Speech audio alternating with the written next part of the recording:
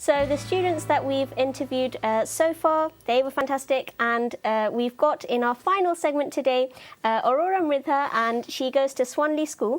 But there's actually another thing that I think is worth mentioning. So many of you will know of Mohammad Rezul Karim Mridha. He is a very dear member of the Channel's family as well, and so it is in fact his daughter.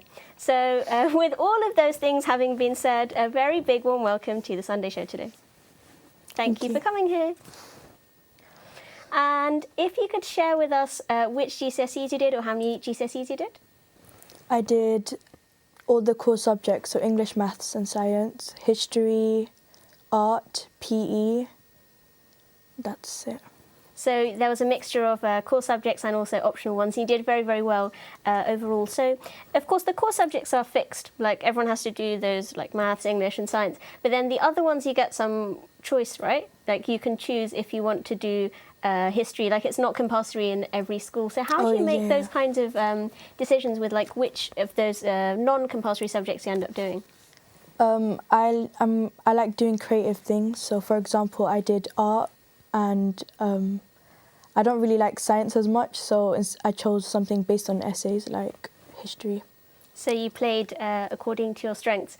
And you said that you like creative things, so I think your GCSE choice reflects the fact that you like creative things as well, and that's why you went and did art. So are your A-levels related to those? Which A-levels are you choosing? I'm choosing art and maths and economics as well. So which GCSEs would you say that you enjoyed the most? Art, I suppose, might be one of them? I actually can't choose between art and maths. I like both of them equally in their own way. That's quite an interesting answer, because normally when I ask people, they say like one specific thing, but you've chosen two quite different things, I would say. Like, maths is not very, well, mathematicians might not like this if I say it, but I would say art's more creative than maths is. But what makes you like both of those subjects? I enjoy a challenge, so I like doing maths. I like the fact that there's rules to everything, so it's not like I have to, it's not like there's a set way of doing something, and I appreciate that. And art is, I enjoy doing art. I like being creative. I don't like being fixed into like a certain way, you know. Well, that's why I like maths, but... But you like the creativity that art allows you to explore. So what kind of art do you enjoy doing? Because there's so many different types. I don't really know. I'm more likely abstract, but there's always a bit of realism as well. So for our viewers, what exactly is realism? Realism is like if I was to draw you as you are right now, that's what realism is. Or like if you were to place objects together and you drew them exactly how they are in your own way, that's what realism is. Again, quite challenging, because if you think about like abstract stuff or geometry, then you can kind of make things up. But if something's in front of you, you have to make it like good according to what's in front of you. So yeah, I respect you for being able to do that. And you mentioned that you're doing economics as well. So where did that come from? Because that wasn't one of your GCSEs, was it? I was thinking, I don't really know what to do for the last subject, so if it's going to get me into university, then I might as well just do something that's STEM related. And it's kind of like related to maths as well if you go on to do high level things in that area. So have you kind of made your mind up whether you want to go more down the art route or more down the maths route? Or you're open at the moment? I don't really know, to be honest. I just want to keep my options open. So and your talents are clearly quite widespread as well. So it's not like you're a solely numerical person or a solely creative person. I could see you flourishing in either field. So are there any kind of courses that you would like gravitate towards if you were to go towards the art route or towards the maths route? Architecture, 100%. If like there's truly anything I don't know what else to do, it's just architecture. Or I was thinking apprenticeships as well, so I can get experience in different fields. That is really, really useful, because that's something I think that we don't talk about enough on shows like this. We tend to talk about like conventional routes, grade, A-levels, BTECs, whatever it be, and then GCSEs, A-levels, university. But of course, there are so many other things out there. And apprenticeships, for our viewers who are watching, are a way for you to get a qualification while you're getting experience at the same time. And also, there are other benefits, like you don't have to get into debt necessarily. So there's all these different good things that I think are worth mentioning. And what drew you to apprenticeships? Because again, that's something that's not on everyone's minds. The money, 100%. Yeah. I don't want to be in debt, especially because of everything going on right now. And I don't really like exams or like studying that much. So I want to do something where I can get to work and do my own thing as well. What I really like about this interview so far, or this casual chat you could say, is the fact that you really know what you're good at and you play towards your strengths as well. So you know that you don't like exams, you know that you're creative, and then you go towards those things. So for example, when you're going to university, you know, you could go to the university pages and see like which ones have exams and which ones don't. Because some unis these days, they don't have exams. They say like you just have to submit essays or you just have to do online work. And of course, the pandemic has brought about a lot of changes as well. So that's another thing that our viewers could keep in mind when they're looking out for university courses. But back to you, because you're the main reason that we're here to discuss. It's the success that you've had in your GCSEs, and that of course was no accident. You're brought up in a very loving, caring family who value education. Whole community is behind you. So what kind of things did you do that contributed to your success in your GCSE exams? I did past papers. That's 100% something like you have to do if you want to get good. And I went to tuition as well, with the support of my parents, of course. Just stuff like that. Shout out to your parents and thank you for all the tuition help. But one thing that comes to mind is you mentioned past papers. Our previous very respected students have also mentioned past papers. But with art, how did you do past papers? You just have to be good at art. You just have to research and do your own thing in art. That's what I like about it. It's independent and you're not really told what to do. You know what you're meant to do and you just do it your own way. But obviously what you're producing is of a very high standard, because otherwise you wouldn't have got the very high marks that you're getting. And would you agree with the previous tips that we heard about like time management and stuff? Are they things that you also applied in your learning? Yeah, being consistent is 100% something you need to do, especially near to the end of the GCSEs. You need to be consistent with your studies. Even if you don't do it like at the beginning, at least make sure you do spend some time at the end. 100% to study. I like that you're being realistic as well. So it's not like you have to do the whole hard work throughout the year, but again, being strategic and saying that we need to really concentrate for the time that we need to concentrate, and then you get the rewards at the end, as you have done, and our previous guests have also done. So you've got this family support, the friend support. Any teachers who impacted your learning? Yeah, for my GCSE teachers, I was very grateful for them. Like, I understand. They speak very clearly and they make sure you understand everything. They won't go past unless you understand it, which I was happy about. And they understood that sometimes I wasn't good at something, so they'll spend their time helping me, which I was very appreciative about. Like, for example, my English teacher and teachers like that. And we're very appreciative of the fact that you're here today. So are you staying at the same school for your sixth form? So will any of those teachers carry on with you? Probably my art teacher, but everything else is probably going to be different. That's nice. They must be very happy watching you grow and seeing how good you are at art, and the fact that that is continuing. And hopefully, if you go on to do degrees in those fields, you can probably still keep in touch with them, and they'll be very happy to see how you're getting on.